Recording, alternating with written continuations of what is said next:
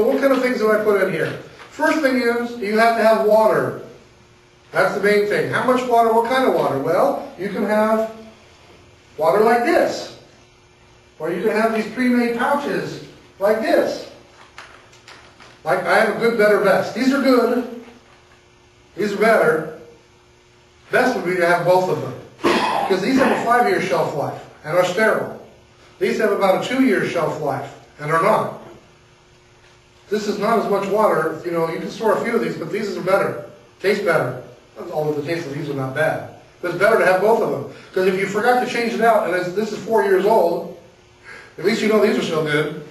You know, you can still use this to fill your radiator if you had to, and I've done that. Fill your washer your wiper reservoir in your car with these. I've had it one time when the reservoir was all empty, had no water, and it was raining, and it was like muddy rain. The first rain, all my windshield wipers were not cutting it because they were old, and I forgot to replace them. So I went in my 72-hour kit, got out one of these, put it in there, and was able to wash my windows off and keep them clean. So I kind of have a lot of that good, better, best. You know, this is good. This is probably better. Having both of them is best. Okay? Food, water, like the food. Food bar is good. This is better, more tasty. Best would be to have both of them. One of the things you should also have is some kind of light. This is good, right? But it takes batteries. Batteries can go out. These are better. These last forever and don't need batteries. Best would be to have both of them. Because this provides kind of light that this doesn't. This, once you turn it on, you can't turn it off. I mean, you can bury it into a rock or something, but, okay? And each one of you will get one of these, by the way. It's part of your 72-hour kit. I'll give you a light stick. So it's kind of a good, better, best of what goes into your 72-hour kit. Like an emergency blanket, one of those Mylar blankets. If you needed to, you could use that as a tarp. Rain ponchos, always a good thing. Or a tent, those kind of things. So those are the kind of issues. You go to my website, FROSTOCPR.com, go under Learn, and under the PDF files it says 72-hour kits, and you can download it and have a look at it. Or go on the internet and look at 72-hour kits. And there are hundreds of suggestions. Some better, some worse. Some kits great, some kits are, so start to get an idea of what goes into them and what you want to put into them, and make your kit your own. Because no kit, even if you buy it from a company like mine, is going to be what you need. Even if you got this one, which is my kit that I keep in my car, I were to give it to you, it might have some of the stuff you want, but your shoes are not the same, you know. I mean, so each kit should be individual to what it is that your particular needs are. How do you determine those needs? Sit down and ask yourself that question. If I was at work and I could not drive my car, or I had to get myself home, what would I need between here and there? What can I anticipate needing to have?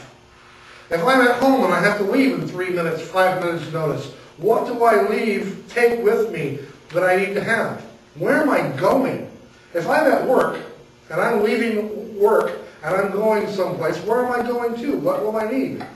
One of the things I'm going to cover next week, one of the kind of the epiphanies I had, is I've always thought, I work a long distance way on the weekends. I work out in Riverside and Hemet and places farther on.